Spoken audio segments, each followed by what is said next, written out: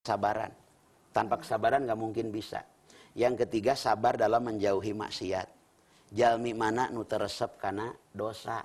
Tapi ku sabar, ia tinggalkan dosa demi Allah. Demi untuk Allah. Gitu. Baik, ini karena ngobrol-ngobrol tentang sabar, ini dari Cianjur ya Ustadz ya. Saya mau tanya, saya lagi sakit, bagaimana caranya bersabar dalam menghadapi sakit ini? Iya, yang pertama yakini sakit itu adalah kalau kita sabar dalam menghadapinya sebagai penggugur dosa. Sembuh dari sakit, Allah ampuni dosa-dosa kita. Yang kedua, agar sabar tatkala diuji oleh sebuah penyakit, lihatlah Allah yang memberi penyakit itu.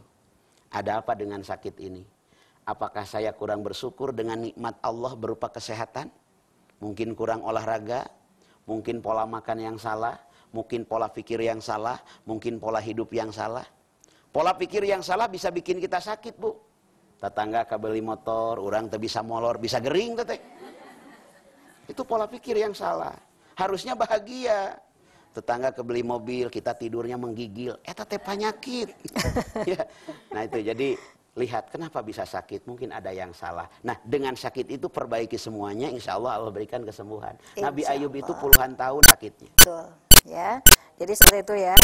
Sekali lagi mohon maaf pemirsa yang telepon silahkan ke 5406677 atau juga 022 5408877 ya. Tidak telepon ke nomor SMS pun bisa ya. Saya masuk lagi ke SMS, Pak Ustadz mau tanya, bagaimana cara menikmati syukur? Nah, menikmati syukur nih dari siapa nih?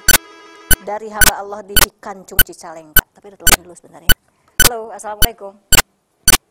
Halo, assalamualaikum. Waalaikumsalam warahmatullahi wabarakatuh. Iya, dengan siapa Pak? Dengan Bapak Amrillah Bandung. Enggak, silakan. Ustaz begini, kata Mamah Dedeh Ustazah bahwa yang zina muhson harus diranjam sampai mati. Tapi di negeri kita Pak Ustaz, zina itu bebas, siapapun di hotel di mana tidak ada hukuman apa-apa. Pertanyaannya begini Pak Ustaz, Umaro yang menolak hukum Allah, betulkah itu pertama-tama dia masuk neraka, tapi kalau penegak hukum Allah, maka Umaro itu pertama-tama masuk surga. Bagaimana yang dia saja dia bicara ke Umaro bahwa satu-satunya hukum yang adil adalah hukum Allah. Bagaimana Ustaz diam saja bisa ke neraka atau tidak Ustaz? Ya turun Pak Abdillah mangga. Waalaikumsalam warahmatullahi wabarakatuh. SMS dulu ya. Yang tadi yang dari Cicalengka. Ini kalau menikmati syukur itu bagaimana katanya? Iya. Bagaimana menikmati syukur? Jadilah hamba yang bersyukur. Wa fi anfusikum afala tubsirun. Yang ada dalam diri kalian, apakah kalian tidak melihat bahwa itu nikmat? Gatel lina tuur, nu digaro tuur. Nikmat. Cobi pun gatel tuur, nu digaro bujur. Riweuh. Teu nyambung judulnya ya. Ibu mau ketawa, mau bungah kalah kak nyurcud cipanon, pan repot. Ya, itu nikmat. Lihat yang ada dalam tubuh kita, semuanya berfungsi. Allahu Akbar. Kipan mata pas. Coba bila mau ngicep sabelah ngicep hante. Mangkana garulis payunan abdi tering sabelah. Kan salah meureun pemahaman abdi teh. Itu kunaon ibu teh ngicepna sabelah. Lihat dalam diri kita semua berfungsi. Jadilah hamba yang bersyukur. Insyaallah ya, menikmati syukur itu luar biasa. Baik ya, pertanyaan selanjutnya dari Pak Amrillah tadi ya tentang perzinahan itu. Iya. Pak Ustadz merasakan tidak? Ya iya merasakan. Kalau ada kemungkaran, orang yang memiliki keimanan harus merasakan. Kata Rasulullah, man ra'a minkum mungkaron falyughayyirhu biyadi. Kalau melihat kemungkaran, rubah dengan power. Fa in lam yastati fa bilisani, tidak mampu dengan power dengan lisan. Fa in lam yastati fa biqalbi, tidak mampu dengan lisan, minimal hati tidak senang gitu. Kalau ada sebuah pemerintahan atau negara dengan sengaja tidak menegakkan hukum agama Allah, ya iya dia berdosa. Kalau sengaja menegakkan, man sanna sunnatan hasanatan falahu ajruha wa ajru man amila biha. Memfasilitasi sebuah kebaikan, dia mendapatkan pahala yang sama. Ibu bikin masjid, memakmurkan masjid. Selama masjid itu ada orang sholat di situ, walaupun kita sudah meninggal, akan menjadi bank deposit bagi kehidupan kita. Tiap nu sholat ganjarana keur urang. Sanaos urang tos pupus, Bu. Mun urang ngabangun masjid. Urang ngabangun diskotik. Tiap aya nu maksiat di dinya ngalir tasiksana ka urang. Nauzubillahi min dzalik. Cuman dalam Islam Rasulullah dan Allah mengingatkan, ud'u ila sabili rabbika bil hikmah. Ajak orang ke ajaran agama Allah itu dengan hikmah. Disentuh bukan disuruh. Tongku emosi. tapi dengan akli. Berikanlah pemaparan yang bagus, lihatkan akhlak yang baik, bagaimana etika nelfon, bagaimana etika bicara, bagaimana etika menjadi masyarakat, ini akan bagus. Baik ya, masuk SMS lagi Ustadz ya. Ustadz, saya mau tanya, bagaimana caranya biar hati tenang dan sabar kalau doa saya belum dikabulkan juga? Ya, tidak ada satu doa yang tidak dikabulkan.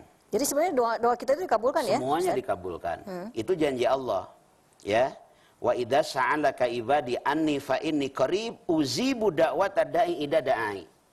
Uzibu da'watad da'i idza da'ani. Akan aku kabulkan setiap permohonan kalian apabila kalian bermohon. Cuman cara Allah mengabulkan doa kita 4. Yang pertama kafaratud dzunub, dengan berdoa Allah kikis dosa-dosa kita. Itu dikabulkan kalau bating dosa, Bu. Semakin banyak berdoa semakin berkurang dosa kita. Yang kedua daf'ul bala, dengan berdoa Allah angkat balai. Tadi nama mun tengah doa rek ti badug sirah teh, rek ti jedug sirah teh teu tulus. Itu karena doa. Allah cegah balai dari kita. Yang ketiga adalah Allah tutup aib-aib kita. Dengan doa kita, kenapa orang menghargai kepada kita padahal kita itu hina? Bisa jadi seperti itu. Yang keempat, Allah kabulkan doa sesuai dengan keinginan. Kita minta A, Allah beri A. Makanya kalau berdoa jangan terlalu detil. Mintalah yang terbaik. Ya Allah berikan rezeki yang terbaik. Tong detil teuing. Maksudnya gimana? Nggak terlalu detil gimana? Ya kan ada yang detil begini. Ya Allah pasihan abdi mobil nu warna bodas. Ya Allah. Keluaran tahun segini. Keluaran tahun segini. Merekna ieu. Anu persenelengna kieu. Imah nu mayun ka dieu nu warnana kieu. Itu terlalu detil. Mintalah yang terbaik. Ya. Tong nemen teuing. Baik ya. Ada SMS lagi, ini SMS-nya jadi, waduh jadi kemana-mana sih, tapi ya tidak apa-apa, namanya juga meraih kebahagiaan ya. Gini katanya, Assalamualaikum, Waalaikumsalam. Ustadz, bagaimana cara mensikapi menghilangkan marah dan juga dendam karena dikhianati oleh suami? Iya, marah itu manusiawi, karena manusia diberi nafsu. Kalau kita dipukul, hehe, dihina, hehe, lain manusia itu. Malaikat tidak diberi nafsu, diciptakan untuk sujud. Dari mulai diciptakan sampai kiamat sujud saja. Manusia Allah berikan nafsu. Makanya dengan nafsu itu bisa mulia manusia kalau mengendalikan nafsunya. Manusia bisa melebihi kemuliaan malaikat kalau mampu mengendalikan nafsu. Tapi manusia bisa lebih hina dari binatang kalau terkuasai oleh nafsu. Ibu tahu bajing? Bajing paling loncat. makan buah-buahan. Tapi bajingan aspal dimakan, kabel didahar, Tangga dimakan ya semuanya. Kursi DPR didahar. Itu bajingan. Kalau bajing paling buah-buahan. Itu kembali kepada nafsu. Istri diperlakukan tidak adil, dihianati. Manusiawi marah. Tapi coba kemarahan itu alihkan dengan bermunajat kepada Allah. Kaulah ya Allah yang membolak-balikan hati. Boleh suamimu melihat siapapun, tapi hatinya hanyalah untuk seseorang. Aduh, menikmati. Gitu. Sekarang begini Ustadz, ini ada pertanyaan dari hamba Allah di Garut ya. Ustadz mau tanya, bagaimana cara menghadapi tetangga yang selalu syirik aja kepada kita, tiap kali mendapatkan rezeki dia selalu sebal sama kita. Beri kebaikan kepada dia. Ya. Mencan bogan motor, beleh motor. Asik. Ya. Tetangga seperti itu tetangga yang tidak baik. Karena Rasulullah menjaminkan iman kepada Allah dan hari akhir untuk tetangga. Man kana yu'minu billahi wal yaumil akhir falyukrim jaruhu. Orang yang iman kepada Allah dan hari akhir muliakan tetangganya. Kita tuh harus berbuat baik dengan tetangga. Boga lanceuk dokter tinggal di Surabaya, tengah peuting geuring nu digorohan lain lanceuk. Pasti tetangga. Berbuat baiklah dengan tetangga. Kalau ada tetangga yang selalu iri, yang penting kita jangan iri. Kalau ada tetangga yang selalu benci, yang penting kita jangan benci. Justru jadikan kesempatan agar kita bisa berbuat baik kepada dia. Nah, jadi gitu ya. Sekarang ada SMS lagi dari Cicalengka, Pak Ustadz Bade Tumaros. Kumaha carana hoyong janten jalmi anu bahagia dugi ke akhirat ti hamba Allah di Cicalengka. Iya. Jadilah manusia yang mengikuti aturan Allah.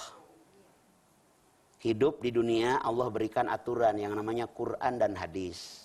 Ikutilah Al-Quran, ikutilah Al-Hadis, hidup kita akan mulia, hidup kita akan bahagia. Untuk memahami Quran, untuk memahami hadis, perlu pendapat ulama. Lahirlah yang disebut ijma dan qiyas.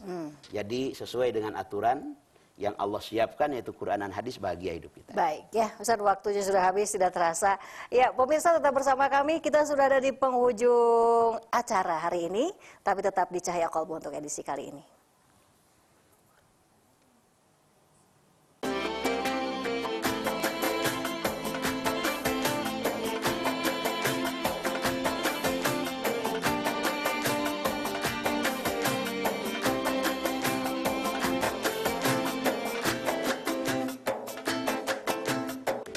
Demikian pun 27 kota kabupaten di Jabar, tidak ada satu daerah pun yang penduduknya tidak terjangkit HIV/AIDS. Dan yang sangat memprihatinkan, justru sekarang penderita HIV ini adalah remaja. Virus HIV adalah virus yang menyebabkan penyakit AIDS. Penyakit AIDS adalah penyakit yang menyebabkan kekebalan tubuh manusia menurun.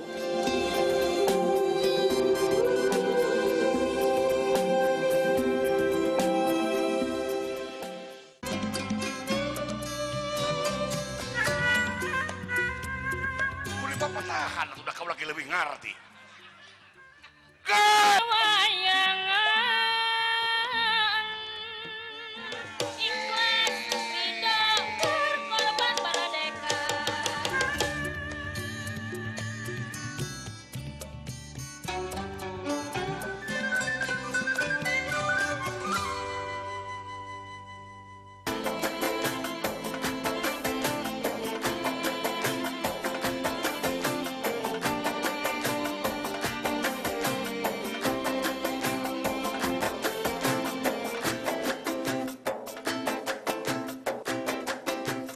Baik, pemirsa, hari ini kita sudah membahas mengenai meraih hidup bahagia. Jadi hidup bahagia itu tidak hanya tujuan di dunia saja, tetapi juga di akhirat. Bagaimana kita bisa meraih kebahagiaan di dunia juga di akhirat? Itu tadi caranya dengan mengikuti semua aturan yang sudah Allah tetapkan untuk kita ya. Insya Allah kalau kita seperti itu, kita akan mendapatkan kebahagiaan di dunia dan juga di akhirat. Amin ya Rabbal Alamin. Bisa kita berdoa dulu ya? Baik. Mangga, silakan. Untuk bisa hidup bahagia, mari kita sama-sama berdoa. Allahumma salli ala Sayyidina Muhammad wa barik wa salim. Amin ya Allah ya Rabbal Alamin. Ya Allah ya Rahman ya Rahim, kami berlindung kepadamu dari bermohon. Selain hanya bermohon kepadamu ya Allah, kami berlindung kepadamu dari berharap. Selain hanya berharap ridhamu ya Karim, kami berlindung kepadamu dari bergantung. Selain hanya bergantung akan pertolonganmu ya Rahman. Ya Rabb, tolonglah kami dalam urusan rumah tangga kami. Amanahkan kepada kami kehidupan yang sakinah, mawadah, warahmah. Keturunan yang soleh dan solihah. Keturunan yang menjadi investasi bagi kehidupan kami, baik di dunia maupun di akhirat kelak. Tatkala kami melihat ke atas yang ada